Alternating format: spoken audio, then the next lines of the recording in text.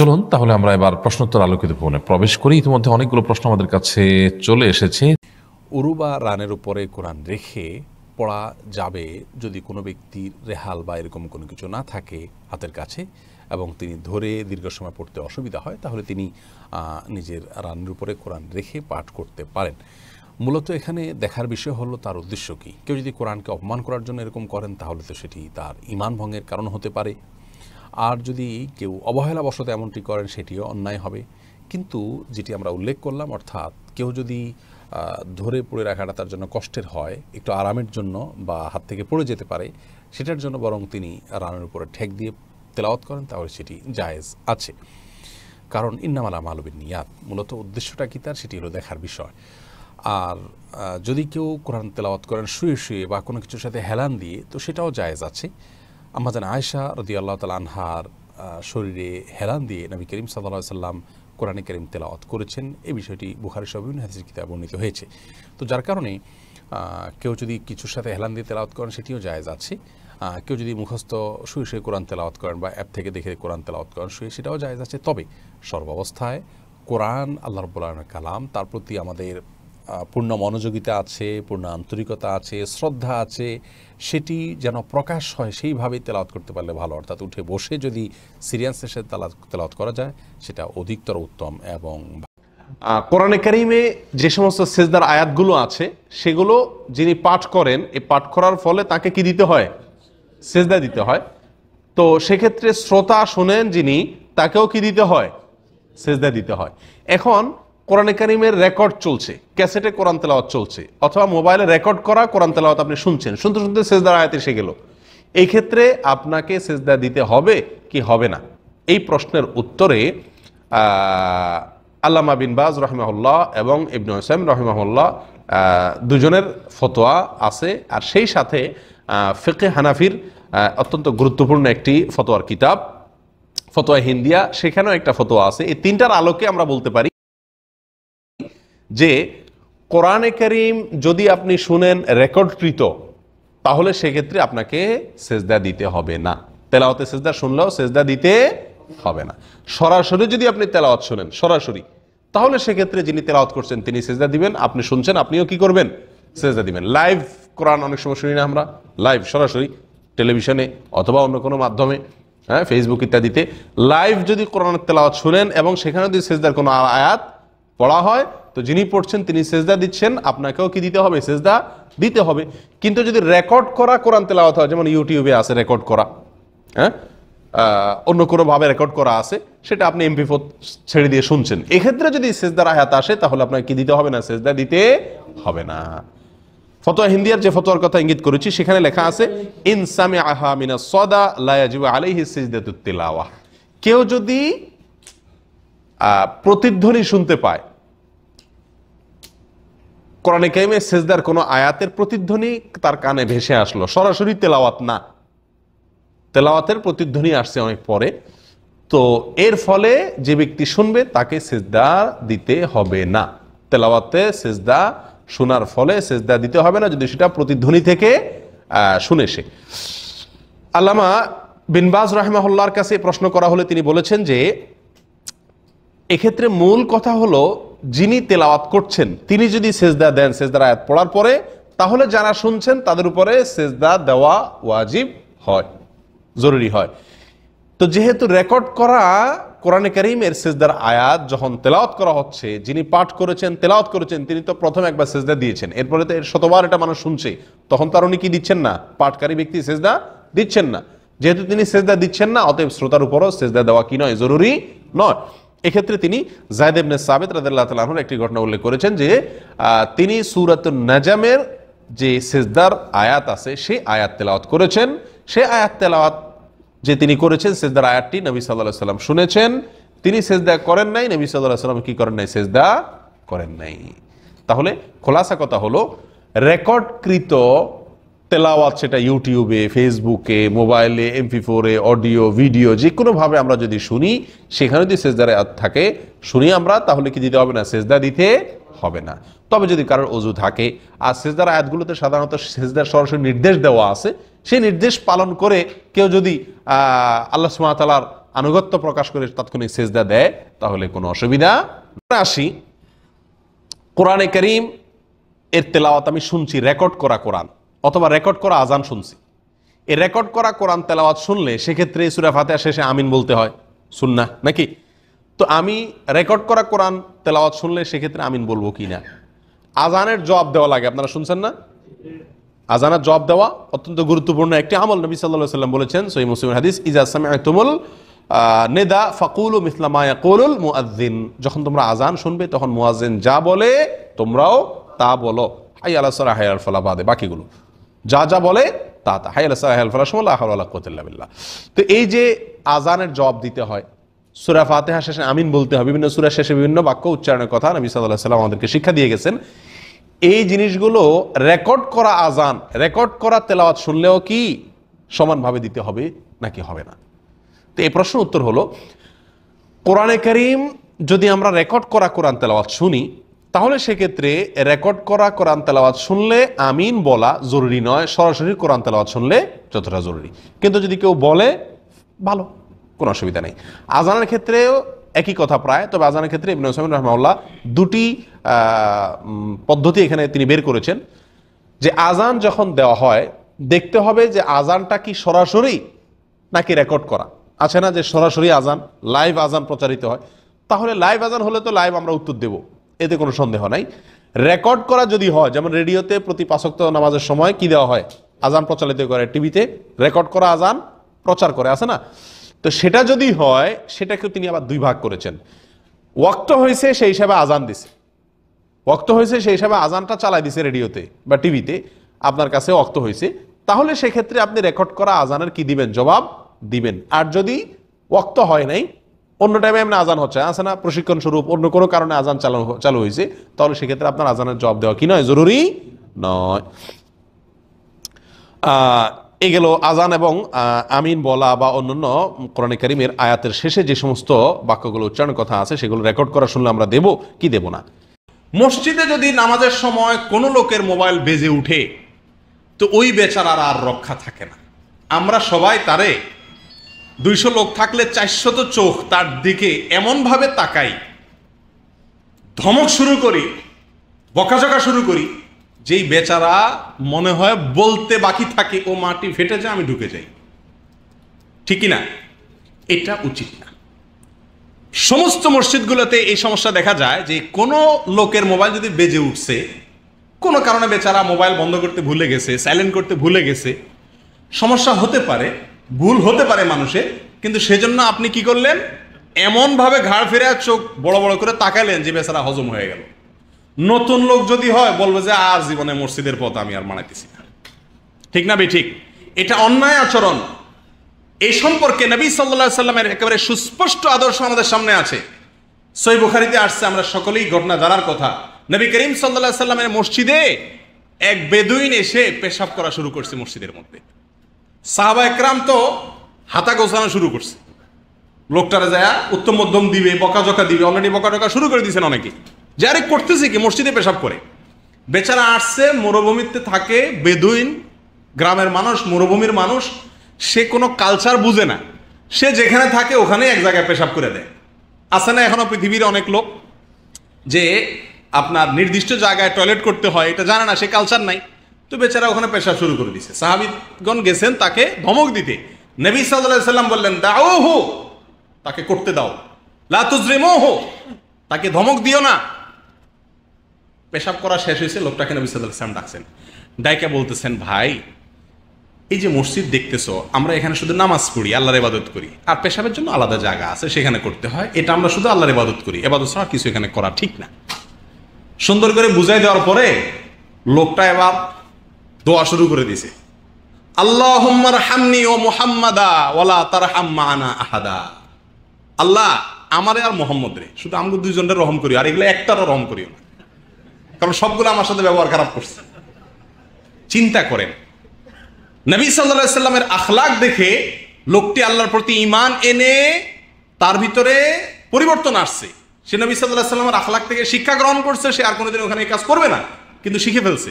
আমরা আজকাল অন্যকে শিখানোর ব্যাপারে মাশাআল্লাহ এত পরিমাণ চাড়াল হতে পারি নিজের ব্যাপারে কিন্তু ওই চানালগিরিটা অনেক সময় আমরা করি না। এই জন্য ভাই, মোবাইল যদি কারো মোবাইল মসজিদে বেজে উঠে, তাহলে সবাই মিলে চোখ বড় করে ধমক দিয়ে তার সাথে কর্কশ ভাষায় কথা বলবো না। সম্ভব হলে নরম ভাষায় বলে দিব, ভাই এই জিনিসটা খেয়াল করা দরকার, অনেকেরই ডিস্টার্ব হয়। মনে থাকবে তো ইনশাআল্লাহ? আল্লাহ তাআলা আমাদের সকলকে নবী সাল্লাল্লাহু আলাইহি ওয়াসাল্লামের আদর্শকে সব জায়গায় ফলো করার তৌফিক। অনেকেই প্রশ্ন করেন যে কোরআনে কারীম তেলাওয়াতের পরে আমাদের দেশে অনেকে দেখেন আপনারা চুমা খায় রাখার সময়, এটা জায়েজ আছে কিনা? অর্থাৎ কোরআন তেলাওয়াত শেষে আমি রাখার সময় বন্ধ করে এরপর চুমা খেয়ে তারপরে রাখলাম। অনেকে চুমা খায়, তারপর বুকের সাথে লাগায়, তারপরে রাখে। এই কাজটা শরীয়তে ঠিক আছে কি না, এই একটা প্রশ্ন অনেকেই আমাদের কাছে করে থাকেন। মূলত এই চুমা খাওয়াটা আমাদের দেশে বা আমাদের সমাজে মানুষ চুমা খায় যে কোরআনকে, এই চুমা খাওয়াটা শুধুমাত্র সম্মান দেখানোর জন্য খায়। এই চুমা খাওয়াটা কোরআনের প্রতি তার ভালোবাসা প্রকাশ করার জন্য খায়। অতএব কোনো সমাজ যদি কোনো কাজ সম্মান প্রদর্শন অংশ হিসাবে করার প্রচলন থাকে, তাহলে সেই কাজ করাতে কোনো অসুবিধা, শরীয়তে যদি কোনো নিষেধাজ্ঞা না থাকে আলাদা, তাহলে সেই কাজ করাতে কোনো অসুবিধা নাই।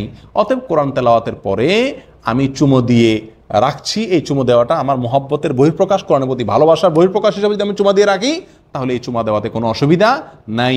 তবে যদি কেউ মনে করে এই চুমা দেওয়াটা সুন্নত, এটা সওয়াবের কাজ, এটা কোরআন রাখার আদব, তাহলে সেক্ষেত্রে এটা কি হবে?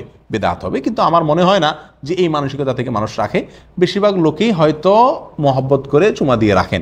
কিন্তু যদি কেউ মনে করেন যে এই চুমা দিয়ে রাখাটা কোরআনের সম্মান এবং এটা কোরআনের প্রতি আমার কর্তব্য, এটা সুন্নত, এটা সওয়াবের কাজ, তাহলে সেক্ষেত্রে আলাদা এটাকে ইবাদত মনে করলে বা এটা কোরআন রাখার পদ্ধতি মনে করলে সেক্ষেত্রে এটা কি হবে? বেদাত হয়ে যাবে। তবে মনে রাখা উচিত, কোরআন চুমা দেওয়ার ভেতরে কোরআনের মূল সম্মান করা হয় না। কোরআনের প্রতি সম্মান দেখানোর পদ্ধতি কেবল চুমা দেওয়া নয়, এটা মনে রাখা উচিত। কারণ নিজে যদি কোরআন মতো চলার চেষ্টা করি, আমার জীবনকে গঠন করি, সেটাই হবে কোরআনের প্রতি আসল সম্মান দেখানো। এই চুমা খাওয়াটা কি না আসল সম্মান দেখানো না, কিন্তু এটা খাওয়াতে কোনো অসুবিধা বাহ্যিকভাবে নাই, যদি এটাকে ইবাদত মনে না করে, বিশেষ সওয়াবের কোনো কারণ মনে না করে। সালাম প্রসঙ্গে আরেকটি কথা, সেটি হলো অনেক সময় আমরা দেখি শর্টকাট সালাম আসে। আপনারা দেখেন কিনা? সালাম লেখে সালাম, অথবা আসসালাম, অথবা এস দিয়ে দেয়। আবার উত্তর যিনি দেয় তিনি অনেক সময় দেখে ওয়াস ডট ডট ডট দিয়ে দেয়। খেয়াল করছেন কিনা আপনারা? অথবা ডব্লিউ দিয়ে অবলিক দিয়ে এস দিয়ে দেয়, মানে ওয়ালাইকুম আসসালাম। তো এরকম সংক্ষেপে সালাম দিলে সে কি সালামের সওয়াব পাবে নাকি পাবে না? আপনারা ফতোয়া দিয়েছেন পাবেন না। আপনারা মাশাআল্লাহ বেশিরভাগই মুফতি দেখা যাচ্ছে এখানে, মাসলা মাসাইল ভালো জানেন দেখা যাচ্ছে, মাশাআল্লাহ, এটা ভালো একটা লক্ষণ। জি ভাই, সালাম সংক্ষেপে দিলে সালামের সওয়াব হবে কিনা, জবাব সংক্ষেপে দিলে সালামের সওয়াব হবে কিনা, এটা নিয়ে ওলামাদের ভিতরে দুটি মত পাওয়া যায়। অনেক ওলামা একরাম বলেছেন যে না, এটা সংক্ষেপে দিলে হবে না, কারণ নবী করিম সাল্লাল্লাহু আলাইহি ওয়াসাল্লাম আমাদেরকে শিখাইছেন আসসালামু আলাইকুম, কমপক্ষে এটুকু বলতে হবে, সালাম, আসসালাম, ওয়ালাইকুম। এরকম সংক্ষেপে বলা যাবে না, কারণ নবী সাল্লাল্লাহু আলাইহি ওয়াসাল্লাম আমাদেরকে যে সালাম শিখাইছেন সেটা হলো ফুল, কমপক্ষে আসসালামু আলাইকুম এটুকু বলতে হবে, বা সালামুন আলাইকুম, কমপক্ষে এটুকু বলতে হবে। সংক্ষেপে সালাম, ওয়াস এরকম লিখলে সালামের সওয়াব পাওয়া যাবে না, কারণ এরকম সংক্ষিপ্ত কোনো সালাম আমাদেরকে নবী করিম সাল্লাল্লাহু আলাইহি ওয়াসাল্লাম শিখান নাই। এটা কিছু ওলামা একরামের মত। কিন্তু এর বিপরীতে অনেক বড় বড় ওলামা একরামের মত হলো সংক্ষেপে সালাম দিলেও সওয়াব হবে, কিন্তু উত্তম হবে ফুল ভার্সনে সালাম দেওয়া।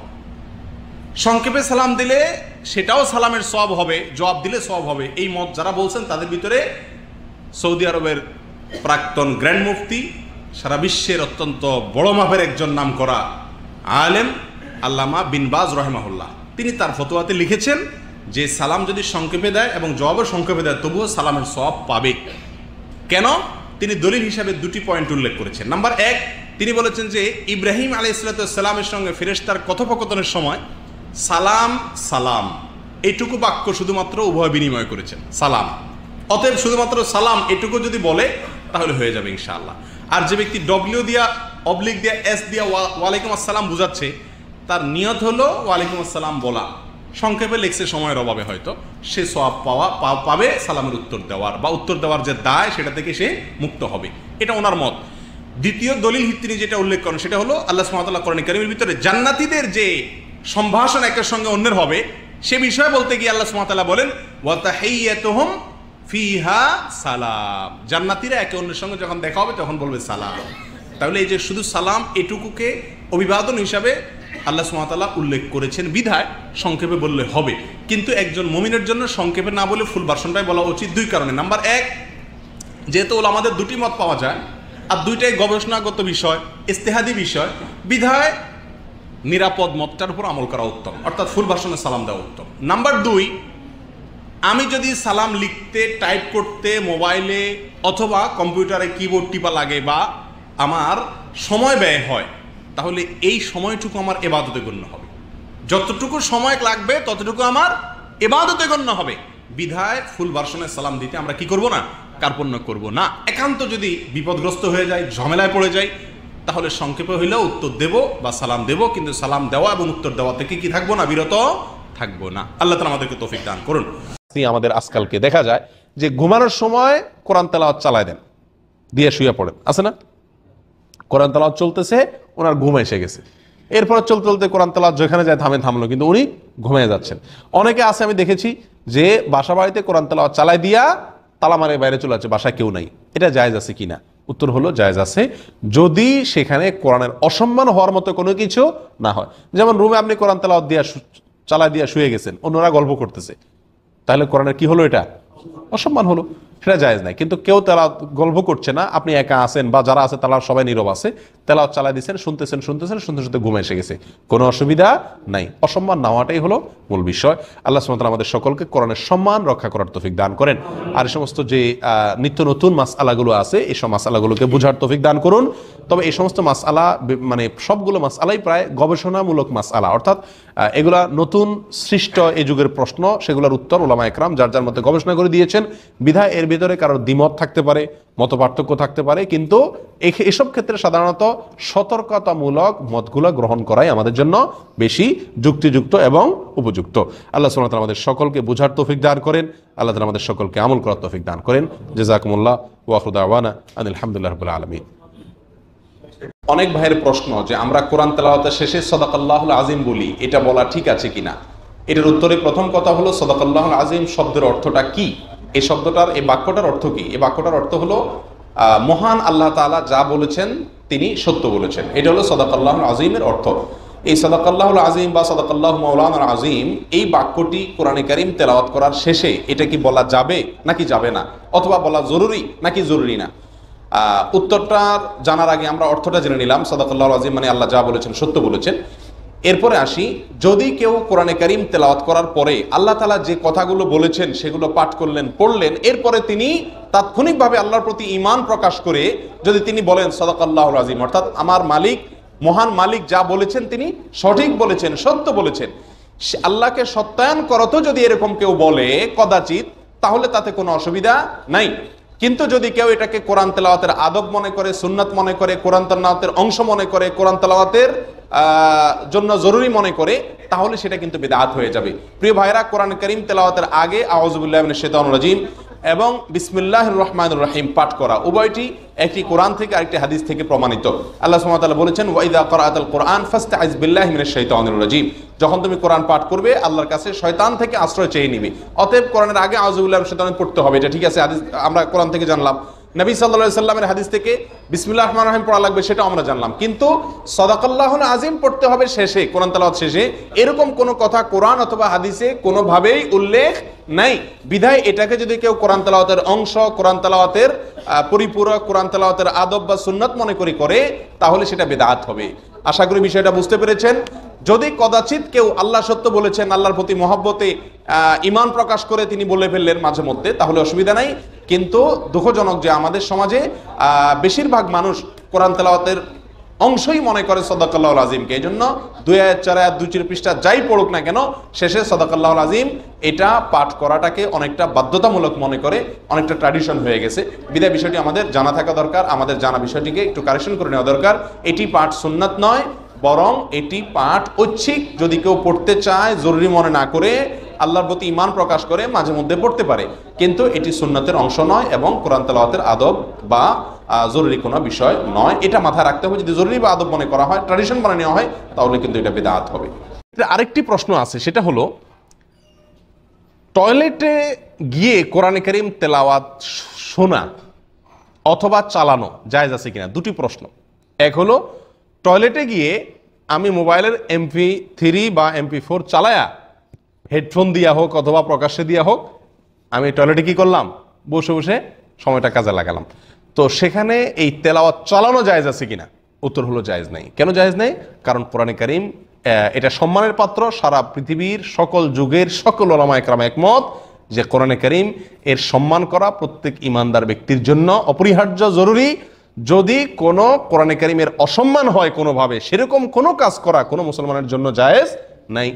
আর টয়লেট এই জায়গায় গিয়ে কোরআনে কারীম সুইচ দিয়ে তেলাওয়াত চালানো, সেখানে বসে বসে কোরআনে কারীম এর তেলাওয়াত চালানো, এটা কোরআনে কারীমের এক ধরনের নিঃসন্দেহে অসম্মান এবং অপমান।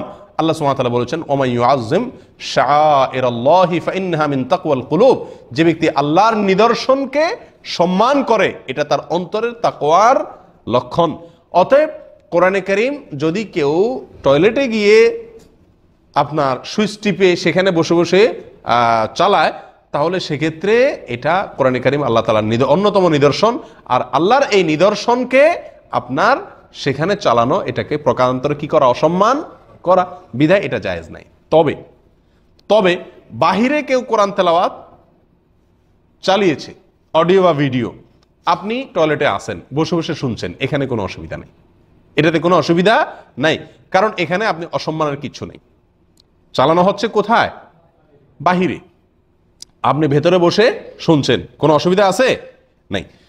এক্ষেত্রে আল্লামা বিন বাজ রাহিমাহুল্লাহ একটা ঘটনা উল্লেখ করেছেন, বেশ দারুণ একটি ঘটনা। সেটা হলো, উনি বলেছেন যে সম্ভবত আল্লামা ইমাম ইবনে তাইমিয়া রহমতুল্লাহ আলাইহির দাদা, ইমাম ইবনে তাইমিয়া রহমাহুল্লাহর দাদা, তিনি যখন টয়লেটে যেতেন, তো যাওয়ার সময় লোকদেরকে বলতেন যে তোমরা তেলাওয়াত চালাও বা তেলাওয়াত করো। টয়লেটে যে সময়টা আমি থাকবো, সেই সময়টা আল্লাহর জিকির তো অন্তর দ্বারা তো করা যাবে, ঠিক আছে, কিন্তু আমার কান দিয়ে যে ইবাদত করা, মুখ দিয়ে যে ইবাদত করা, সেই ইবাদত করার সুযোগ তো সাধারণত হয় না। তো তোমরা তেলাওয়াত করো যেন আমি বসে অন্তত সেখানে শুনতে পাই, সময়টা যেন কাজে লাগাইতে পারি। এখানে প্রথম শিক্ষা হলো যে জীবনকে কিভাবে তারা কাজে লাগিয়েছেন।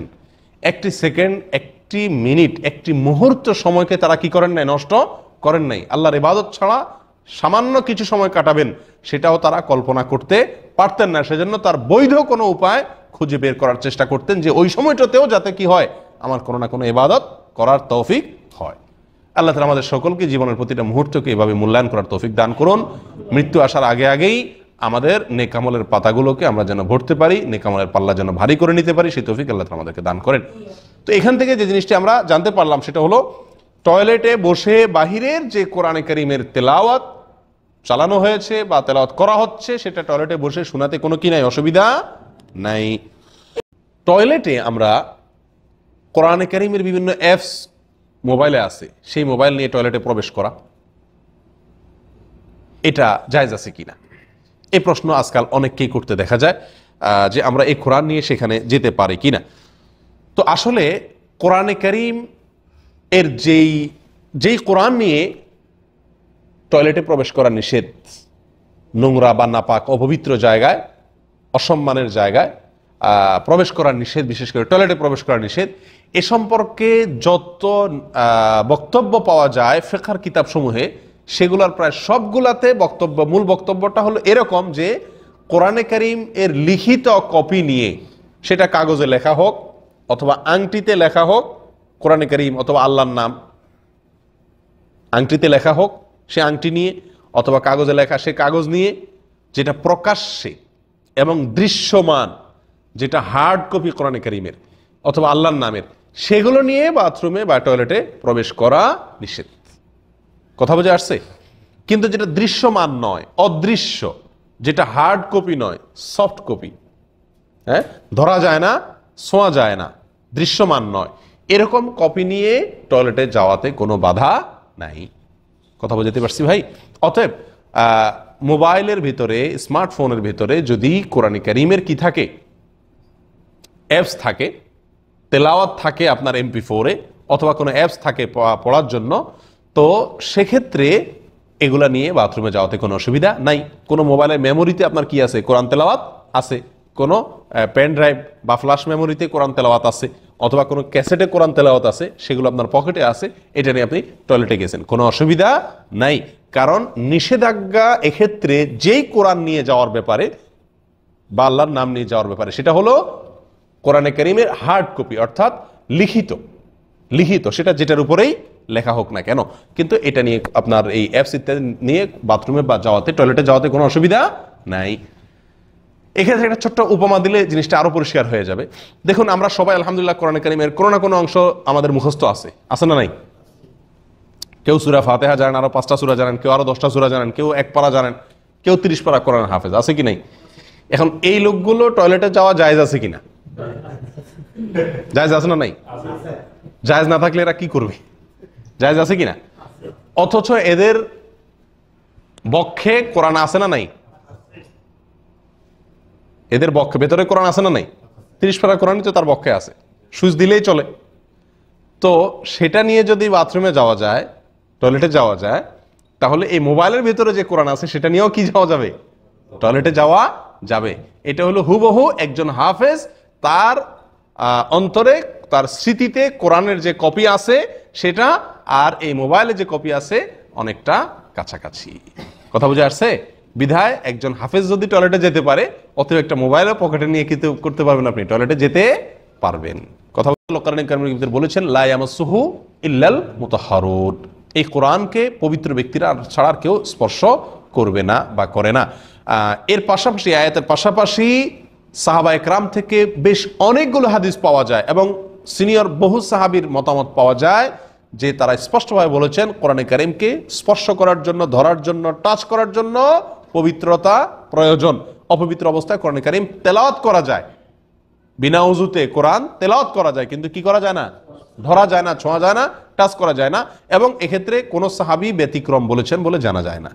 তাহলে এই কোরআন পাথরে থাকুক, কাগজে থাকুক, চামড়ায় থাকুক বা যেখানে থাকুক, আল্লামা ইবনে তাইমিয়া রাহিমাহুল্লাহ এভাবে জিনিসটাকে উল্লেখ করেছেন যে পাথরে, চামড়া বা যেখানেই থাকুক না কেন, এটা লোহে মাহফুজের যে কোরআন সেটারই কপি, এটা টাচ করার জন্য কি প্রয়োজন? ওযু প্রয়োজন। এখন কথা হলো, আজকাল অ্যান্ড্রয়েড মোবাইলে যে আমরা কি পাই, কোরআনের অ্যাপস গুলো পাই, সেগুলো ওপেন করা, সেগুলোর পৃষ্ঠা পরিবর্তন করার জন্য যে আমরা টাচ করি, সেটার জন্য ওযুর প্রয়োজন আছে কিনা? এমনি বিন বাজ রাহিমাহুল্লাহ আছেন, ইবনে উসাইমিন রাহিমাহুল্লাহ আছেন, আরো অনেক বড় বড় উলামা ইকরাম বিশ্ববিখ্যাত যারা তাদের মত উল্লেখ করেছেন যে এই যে কোরআনে কারীমের অ্যাপসগুলো আছে, এগুলো টাচ করতে কি লাগবে না? ওযু লাগবে না। আর এটা না লাগার কয়েকটা কারণ এবং যুক্তি আছে। তার ভিতরে একটা হলো, প্রথম এবং প্রধান যুক্তি হলো, আমরা সকলে জানি কোরআনে কারীম সরাসরি টাচ করা বা স্পর্শ করার জন্য ওযু প্রয়োজন, কিন্তু যদি কোনো কিছুর আবরণ দিয়ে টাচ করা হয় বা কোনো কিছুর আবরণ থাকে কোরআনের উপরে, তাহলে সেটা টাচ করার জন্য ওযুর কি হয় না? প্রয়োজন হয় না। কথার কথা, একটা বাক্সের ভিতরে কোরআন আছে, তাহলে ওই বাক্স ধরা যাবে কি যাবে না? ওই বাক্স টাচ করা যাবে কি যাবে না? কারণ সেটার উপরে কি আছে? আবরণ আছে। একটা কোরআনের পৃষ্ঠা আছে, কথার কথা, ওই পৃষ্ঠার উপরে একটা গ্লাস আছে বা অন্য কিছু আছে, তাহলে তার উপরে টাচ করা যাবে কি যাবে না? যাবে। ঠিক তেমনি ভাবে তারা বলেন এই অ্যান্ড্রয়েড মোবাইলে যে বা স্মার্টফোনে বা ইত্যাদিতে যে কোরআনে কারীমের অ্যাপসগুলো পাওয়া যায়, সেই কোরআনে কারীমের অ্যাপসগুলোর উপরে সেন্সর গ্লাস আছে না নাই? একটা আবরণ আছে কি না নাই? তাহলে এটা তো সরাসরি কি হচ্ছে না? টাচ হচ্ছে না। বিধায় এখানে কি নাই? ওযু জরুরি নাই। তাছাড়া যেই মুসহাফ আমরা প্রিন্টেড বা সাফার যে কোরআন, ওইটা আর এটার ভিতরে অনেক পার্থক্য এই টাচের ক্ষেত্রে, যার কারণে তারা বলেন যে এটা কি নাই, এটার জন্য ওযু করা জরুরি নয়। আশা করি বিষয়টি পরিষ্কার হয়েছে। আল্লাহ তাআলা আমাদেরকে বুঝার তৌফিক দান করেন। অনেকেই আছেন যারা কোরআনে কারীম এর তেলাওয়াত চালু করে দিয়ে বাসা বাড়িতে অন্যান্য কাজকাম করেন, আছে না এরকম? অথবা আমরা যখন গাড়িতে উঠি, বিশেষ করে এই সৌদি আরবে আপনারা জানেন, এখানে কোরআনে কারীমের নামে, এজাতুল কোরআন কারীম নামে একটা রেডিও চ্যানেলই আছে, যে সারাদিনের বেশিরভাগ সময় এখানে কোরআন তেলাওয়াতই চলতে থাকে। তো গাড়িতে উঠেই এই সুইচটা দিয়ে, আমরা রেডিও সুইচটা দিয়ে গাড়ি চালাতে থাকি, ড্রাইভ করি, এরকম দেখা যায় না? অনেকে আছেন যে ক্যাসেট চালাই দিয়া বাসায় অন্যান্য কাজকাম করেন। এখন কথা হলো যে এটা জায়েজ আছে কিনা? আমি অন্য কাজকাম করলাম আর এদিকে কি করলাম? তেলাওয়াত চালু করে রাখলাম, এটা জায়েজ আছে কিনা? এর উত্তরে উলামায়ে কেরামের ফতোয়া হলো যে এটাতে কোনো অসুবিধা নেই, এটাতে কোনো সমস্যা নেই, শর্ত সাপেক্ষে। শর্ত হলো আপনি যদি কোরআনে কারীম চালু করে দিয়ে এমন কোনো কাজ করেন যেই কাজ করতে গেলে কোরআনে কারীমের শ্রবণে বা ওইদিকে মনোযোগ দেওয়াতে, ধ্যান দেওয়াতে কোনো অসুবিধা না হয়, সেরকম কাজ করতে করতে আপনি কোরআন তেলাওয়াত চালায় দিয়ে কাজ করতে পারবেন।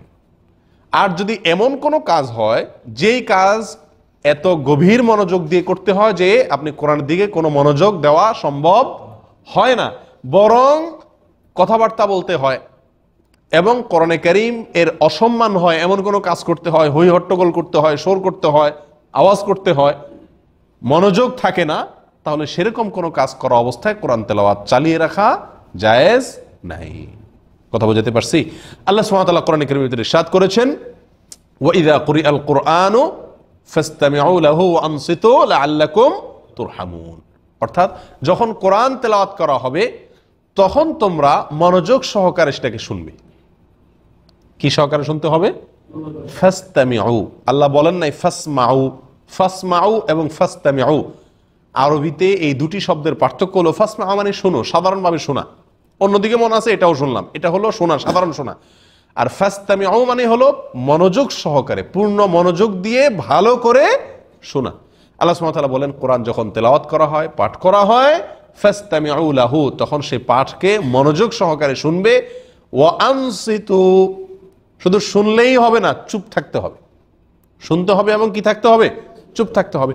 সুতরাং আপনি রেডিওতে কোরআন চালু করে রেখেছেন, ইউটিউবে কোরআন চালু করে রেখেছেন, মোবাইলের অডিও বা ভিডিও যে কোনো ফরম্যাটের কোরআন চালু করে রেখেছেন, ক্যাসেটে কোরআন চালু করে রেখেছেন, আর আপনি কাজ করছেন, বাসায় মা বোনরা রান্নাবাড়া করছেন, ঘরালি কাজ করছেন, অথবা অফিসে আপনি অন্য কোনো কাজ করছেন, গাড়ি ড্রাইভ করছেন, তো এমন অবস্থায় জায়েজ হবে তখন যদি আপনার সেই কাজটি এমন হয় যেই কাজটির ফলে কোরআন শুনতে ব্যাঘাত না হয়। আছে না এরকম সহজ কাজ? ঘর ঝাড়ু দিচ্ছেন, কোরআন তেলাওয়াত শুনছেন, তাতে কোনো অসুবিধা নাই। অথবা কমের পক্ষে এতটুকু হতে হবে যে ওই তেলাওয়াতের অসম্মান হয় এরকম কোনো কাজ আপনি করছেন না, যেমন কথাবার্তা বলছেন না, অনর্থক কোনো কাজ করছেন না, গুনাহের কোনো কাজ করছেন না, হ্যাঁ, অযথা কোনো কাজে লিপ্ত নাই আপনি, এরকম অবস্থা আপনি কোরআন তেলাওয়াত চালায় রাখলে কোনো অসুবিধা নাই। আপনি তেলাওয়াত চালু করে দিয়ে কথাবার্তা বলতেছেন, এরকম হয় না অনেক সময়? গাড়িতে অনেক লোককে দেখা যায় যে স্টার্ট করছেন, তেলাওয়াত চলতেছে, অথবা বাসা বাড়িতে তেলাওয়াত চলতেছে, অথবা মোবাইলের তেলাওয়াত চলতেছে, এদিকে তারা নিজেরা কি করতেছেন?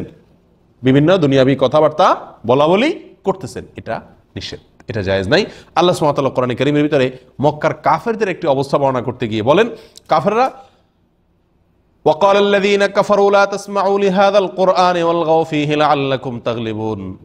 যারা কাফের, মক্কার মুশরিক যারা ছিল, কুরাইশের মুশরিক যারা ছিল, তারা একে অন্যকে বলতো, তাদের লোকদেরকে বলতো, অনুসারীদেরকে বলতো, লা তাসমাউ লিহাদাল কোরআন, তোমরা এই কোরআন শুনবা না, তোমরা এই কোরআন শুনবা না। ওয়াল গাউ ফীহি, আর যখন এই কোরআন তেলাওয়াত করবে কেউ, তখন তোমরা কি করবে? ডিস্টার্ব করবে।